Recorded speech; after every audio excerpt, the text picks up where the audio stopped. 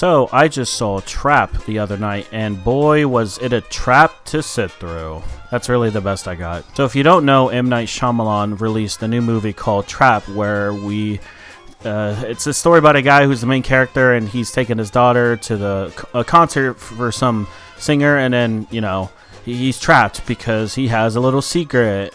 And turns out he's a serial killer. So yeah, that's the plot of the movie. He's inside this concert, he's trapped, and he needs to figure out a way to get out. Now, I normally wouldn't start off talking about, the main plot of the movie right away, but it's pretty much well known of M. Night Shyamalan to have really good premises for his movies as far as what would make a good movie to get people to come in and watch it. As far as the execution of that said plot, that is completely different, if not worse. M. Night does such a great job of just getting people to be like, oh, we should watch this movie because this is such an interesting concept, or the premise is so good, and what a crazy concept, no one's ever done this before.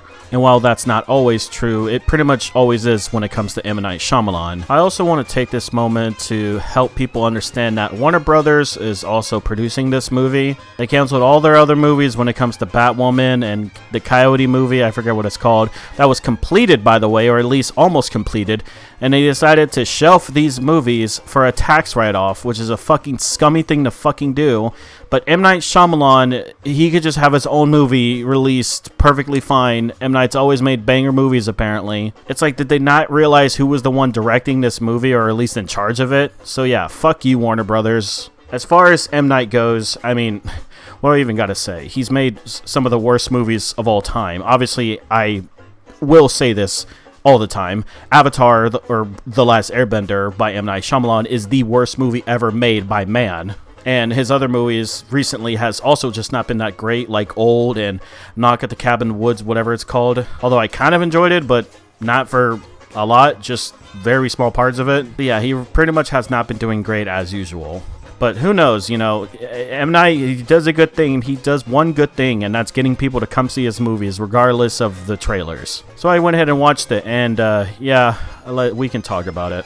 I'm not gonna lie, I don't remember any of the characters' names, so that should just goes to show how much I wasn't really invested in this movie. The main character is a guy who pretty much has a daughter. He also has a wife and a son, and he's taken her daughter, Riley, yeah, Riley's the name of the daughter, to this concert to meet this singer.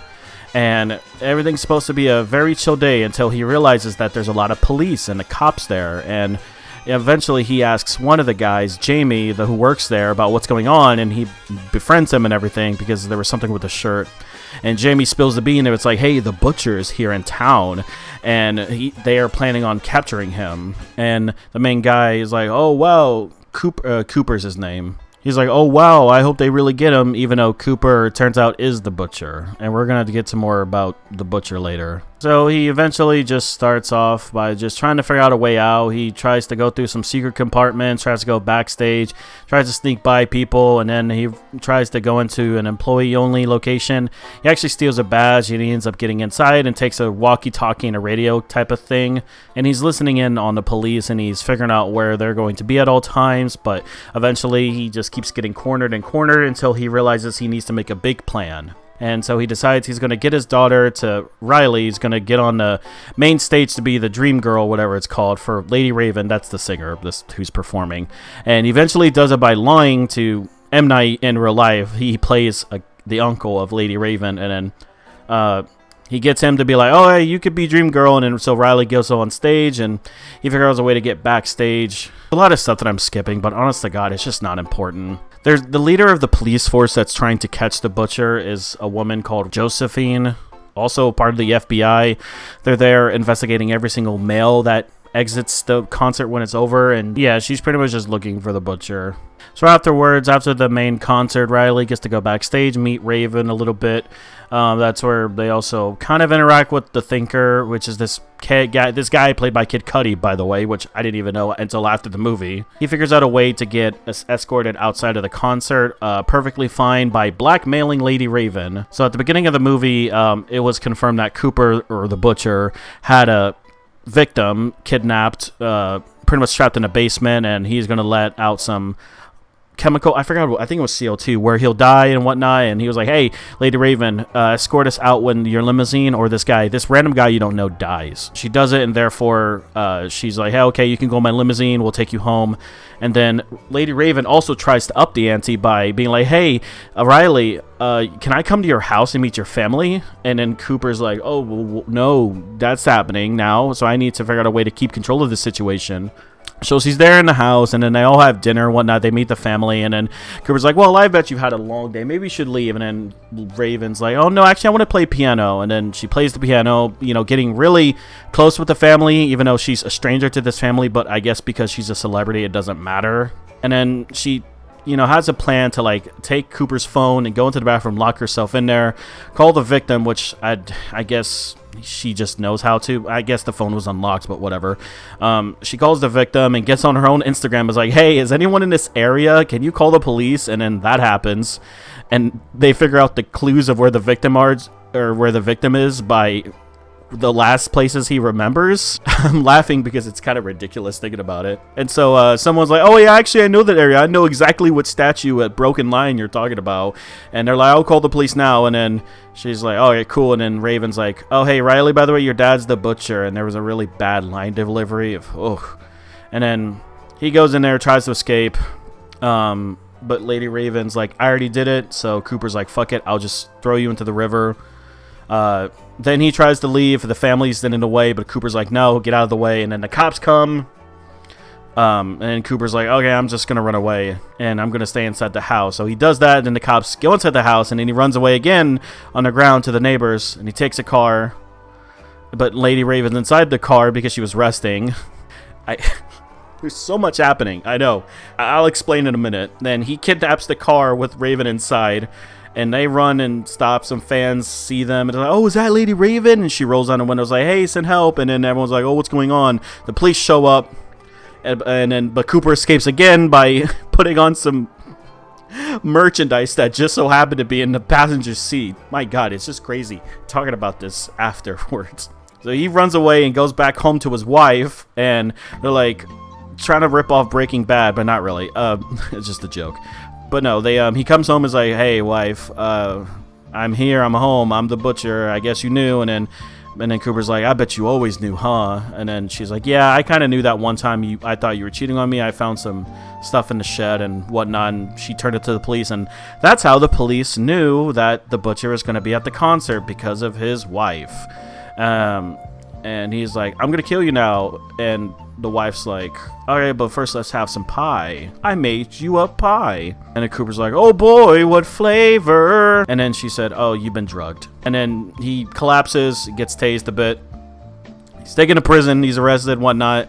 Everyone sees it. He says his goodbye to his child and fixes a bike because also he has OCD throughout the entire movie. But he fixes a bike, but he actually takes a rod, and then as the credits are rolling, he uses that rod and escapes, and then the movie cuts to black, and then that's it. Also, in the post-credit scene, Jamie, the guy who works there, realized that the butcher was Cooper, and he was like, oh shit, I helped the butcher. And it was kind of funny, but yeah. Oh man.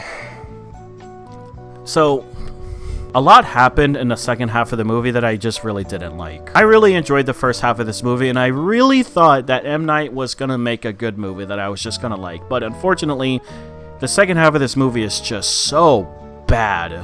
I'm talking like, what the fuck is going on bad? The pacing was just awful. The line deliveries got worse. Everything up to this point in the story was stupid and bad. I didn't personally like it. I thought it was boring at times. It wasn't anything like the first half. And everyone just started acting very stupid and even more gullible than they were. Riley, throughout this entire movie, does not suspect her dad of acting weird in any way whatsoever, even though it's obvious he is acting out of character. Riley just believes it and goes for it. Now, I know she's also a child, and her favorite artist is coming to her house and playing her piano, eating with her, so I guess she's blinded by that. And then there really isn't much else to say. I mean, Raven, the girl who played Raven, Salika, is so bad. Her line deliveries is just so awful. I don't know if she's a real-life music performer or singer, but in my opinion, I think she needs to stay in that field, because my God, she was awful in this movie. Now, again, it could just be the director's fault. It could be the delivery. But again, as the director, you have the power to change any of this. The main actor, Josh Hartnett, I believe it's pronounced, apparently did a lot of movies back in the day, and I thought he was fine for what he did. There were some parts that I really did like, him explaining his backstory and explaining how he was a mentally deranged child. That whole scene of him talking and everything was really good, and I thought him trying to get his way around places was also really good. Like, I believed his performance. Riley is a teenager playing a teenager, so I didn't really expect much, but I really wasn't amazed by her performance. She didn't really have much to do. She just really was just a child at the concert, and she was like, all right, Dad, go do your whatever stuff. And that's about it. That's even worth noting. Everyone else was I don't even remember. Another thing I just really didn't like about this movie was the multiple plot lines that were just kind of dropped. Just like the whole relationship with this other woman and her daughter was brought up, and that didn't really go anywhere. The thinker scene of him being gay and being like, oh, look at you look cute, that didn't really go anywhere. The main character, Cooper, just trying to figure out ways to escape, they really just brought up and it was like, oh, that's not gonna work, and just never brought up ever again. And the whole like rules of, oh, the police are checking every single guy that exits the concert, no matter who, that was just also abandoned, because apparently if you just have a limousine ride from the main creator, you're just free. And then the police were even told, like, hey, this guy is smart, he knows what he's doing, he's gonna sneak his way around, he knows we're here, but they don't check the main guy who's just been around Raven the entire time. So yeah, the writing definitely was really bad. There really wasn't much to say about camera work and cinematography. There were some times where the concert scene looked kind of cool, but that's really about it. Not anything worth noting or even caring about, to be honest. There were some product placements here and there, but nothing really too annoying. One thing also about the writing that I wanted to mention is that they kind of like over-explained Cooper's motives and everything. Like, yeah, it was pretty obvious he was a psycho and like, or a killer or whatever, and it's like they kind of over-explained that situation where it's like, damn, they couldn't have left anything up to interpretation. Like, they literally had to explain every single thing about this character and his motives like we were stupid. Are you calling me stupid?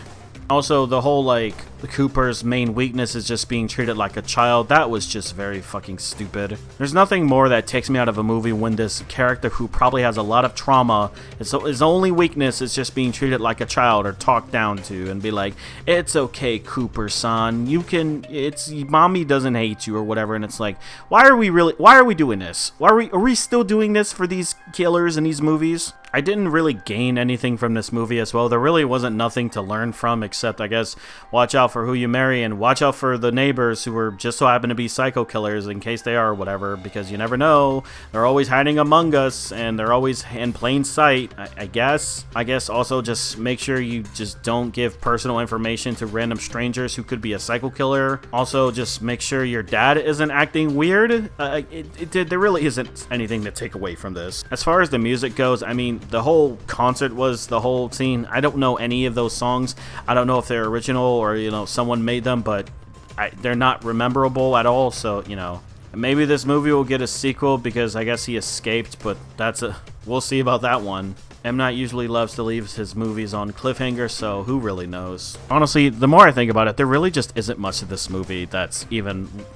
There's not really much left to talk about. I want to emphasize, there was definitely parts of the movie that I definitely did enjoy. I was definitely, you know, on my edge being like, oh, what's going to happen? Is he going to go through this exit? Is he planning something? Is he going to use a lot of the things he's learned to, like, figure out a way to escape? I liked knowing, like, how he was going to get out, or, like, I liked him being in a situation where, like, okay, what am I going to do so I don't get caught? And I don't know if I mentioned it, but that was the entire first half of the movie.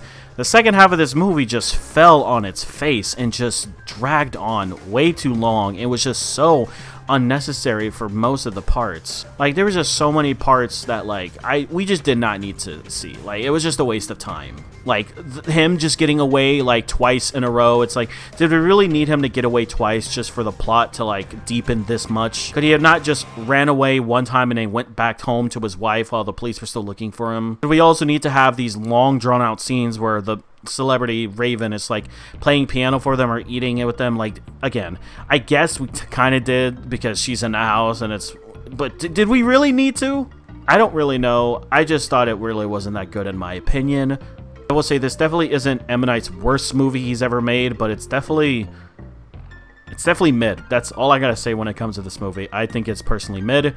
I don't recommend people watching this if they think this movie is going to be good at all. But hey, maybe you might find some enjoyment and fun out of the first half of the movie, but I can really only say that about this movie, that the first half is just good and the second half is really bad. Originally I was thinking about this movie and like a score wise, but I think after more talking about it and thinking about it, I think I'm just going to give this a 4 out of 10. I just think this movie is just below mid. There's always going to be something to enjoy about M. Night movies, and then there's always going to be a lot more to not enjoy, and this was just another example of one of those movies. We'll see what the next one does for M. Night. All I know is that whatever he comes up with the movie, you best damn believe he's gonna get it greenlit and it's gonna get made, regardless of its quality. Yep, that's my take on the movie. I want to know everyone else's. What did you guys think about the movie? Did you like it? Did you hate it? Did you think it was awful and the worst piece of shit ever, like Borderlands is apparently, which I will be seeing soon and reviewing next if I can? Or do you think it was a 10 out of 10, like Sonic the Hedgehog 2? Yep, this is my review for Trap by M. Night Shyamalan, I guess. I don't know if he directed or whatever. It's his movie, his name's on it, so that's what I'm going to say. Anyway, you guys have a nice one.